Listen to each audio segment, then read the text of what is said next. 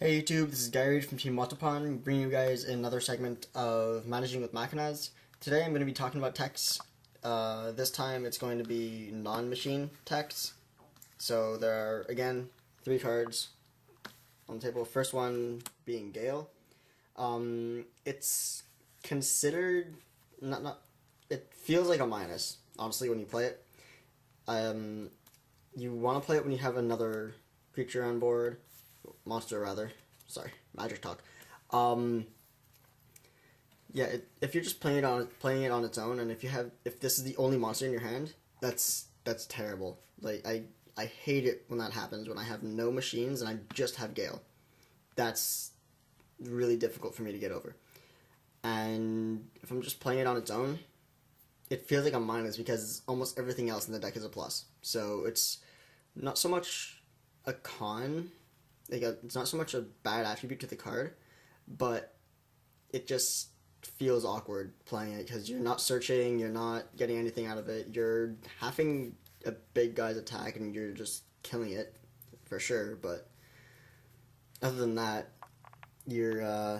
besides that, you are tuning with it. So if you just have it on its own, nothing to tune with, nothing to get your opponent into lockdown mode, then you're pretty much done.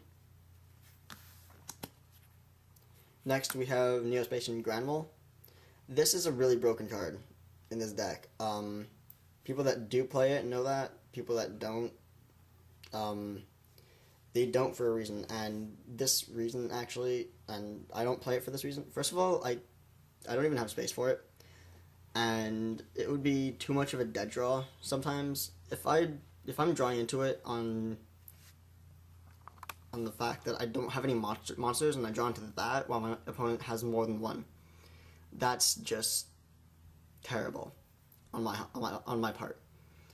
So that just seems to happen like really too much.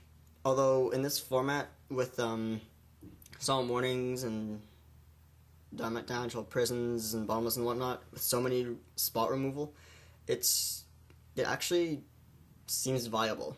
I think I'm going to be testing this out if I ever find room for it.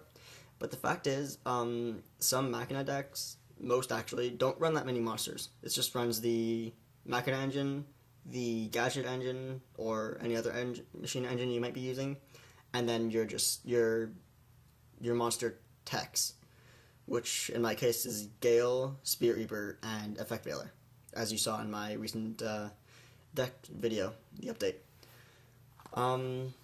Besides that, you run this and you have the infamous Grand Mole lock, or Mole lock for short, and you're beating down your opponent with any monster that you have.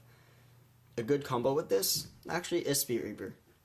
So if you're running Spirit Reaper, it's a decent idea to run this, but then again, it is completely a complete opinion-based decision. Which, speaking of which, the third card and last card I'll be talking about is, in fact, Spirit Reaper, which, of course, is completely broken, except on the Glad matchup. Then that's broken for them, because they're not worried about getting rid of this, they just want to keep attacking this. It's continuous bait. And if you don't have really, really good back row support, and if you don't have game, it is really, really best not to play it. Like, I wouldn't even bother. The worst thing that I actually did yesterday at regionals was I didn't really anticipate a torrential, so I set this one turn and had Ryo out already. I played another monster, forgetting what it was, and there was the torrential. And actually, I don't think that was even Glad. I didn't even play Glads yesterday. It was, I guess, X-Saber, so that's really bad. I just got my Spirit Reaper owned, which is really bad, because this actually trumps X-Sabers in their spot. They can't even get over this at all. And if I get the chance to clear their field, then it's just great, because I can just go repetitively for hand discard, hand rape, however you want to say it. And that's the pros and cons to Spirit Reaper.